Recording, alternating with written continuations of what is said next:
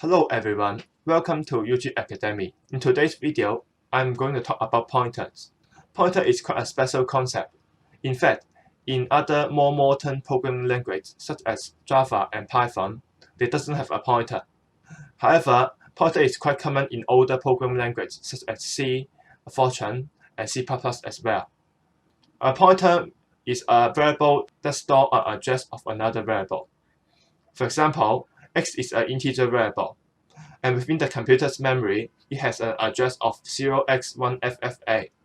And then y is a pointer of x, so it points to the address of x. So it stores the address of x. 01FFA is the value of y.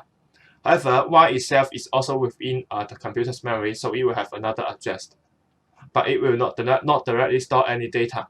Instead, it stores the address of another variable. The syntax is as follows. Type of the variable being pointed, in this case integer, but it can be any type, including float, character, or any other user-defined types. And then the variable name, that is the name of the pointer variable. Okay, so let's look at here. Int asterisk y. Int asterisk indicates that y is a pointer variable of integer type. That means y points to an integer variable. And then we use an x here. This symbol represents that we obtain the address of x. So when we add this symbol in front of x, it will return the address of x. So we put the address of x within the integer pointer y. Let's have a look at an example. Here, we define an integer variable called x, and then we give it a value of 12. And then similarly, we define a pointer pointing to integer, and then we are going to use it to point to our integer variable x. So like before, we use the asterisk to indicate that is a pointer variable, and then we use this and sign here to obtain the address of our variable x. And then we print it out to the screen using cout. There are also other ways of defining a pointer variable. For example, like this. Float asterisk y. It means that we define a pointer variable that points to float, and then instead of pointing it to the address of existing variable, in this case x here, we create a new float. A new float means that we create a memory within, create a storage within our memory to store a float number, and then we pointer y to the address of that storage. But the storage hasn't been assigned any value yet. So here is how we assign value to the underlying variable of a pointer. Okay, we use this asterisk sign. It is also sometimes called a dereference sign. It means that y is a pointer, and then after adding this asterisk sign here, we dereference the pointer and edit the variable that is being pointed to. In this case, the variable that y point to doesn't have a name because we define a new storage and then let y point to it. However, we can still edit the value of the storage here. So we assign a value 2.5 to the memory address being pointed by y.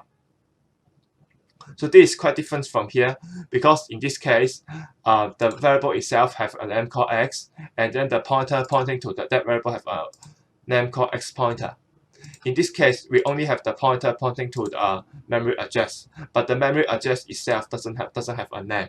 So the only way we are going to access that memory address is going to be through this pointer, through this dereference operator here. Okay, and then similarly we print out the value of y and then the value pointed by y. Also use the dereference operator. And then we are going to have an example of pointer pointing to a user-defined types. In this case, a struct, which is very common actually. We first define two functions, maybe one function here. We call it initialize record. It will take in a pointer, a record pointer, okay, and then it will also take into a free variable and then you use this free variable to initialize a value within the record struct. So here's an interesting thing here. We use this arrow sign. What does this arrow sign mean? Because R is a pointer, we cannot directly access the attributes of a pointer. Instead, we are going to use this dereference operator here first, and then we can access the value of the struct. So the first line here is actually equivalent to like this. We first dereference it, and then use the ordinary dot sign to reference the month here. Okay, so this line and this line means exactly the same. This is simply another method for writing this.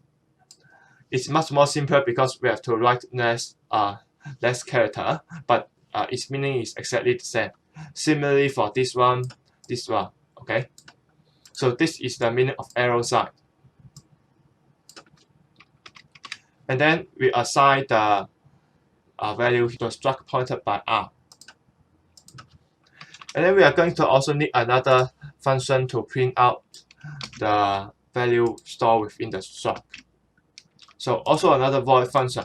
Void function means that this function does not return any value. It simply performs certain operations. So it goes like this.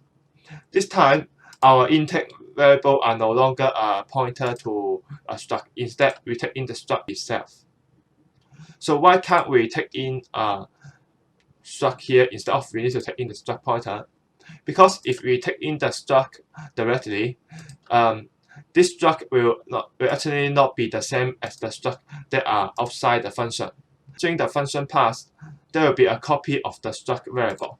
So everything gets copied and then passed into this initial record function. In that case, we cannot actually modify the value within the struct that are outside the function. Therefore, we need pointer to help us. We pass in the pointer, and then we use the pointer, which in this case, although the pointer itself is copied, the address that it points to, which is outside the function, is still valid. So we can use the dereference operator to access the value of the struct pointed by this pointer outside of the function. In fact, pointer is not the only solution to this scenario. We can also use the reference method, which is also allowed by C++. But since this course is talking about pointer, we are going to use pointer to solve this problem. Okay, so now we have these two functions. We can create a pointer of this record type. It's very similar to creating pointer to predefined types here. We have this record asterisk indicating that this is a pointer pointing to a record variable. And then we have new record here. We create a storage with size equal to a record object here within the computer's memory. However, its value is uninitialized. So we use this initialize record function. We pass in the pointer directly because it receives a pointer type, and then pass in the variable we want to initialize it with. And then we are going to use print record to print everything within this record to screen.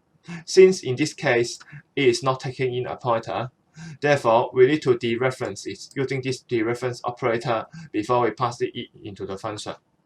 Let's have a look at the result. We compile it. So everything correct. 12 here.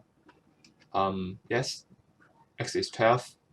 And then this address is a random number that is being assigned by the computer within the computer's memory. And then y is a pointer. So when I directly print y, it will be a random number which indicates the memory that we created here. And then after we dereference it, we can access the value we assigned here.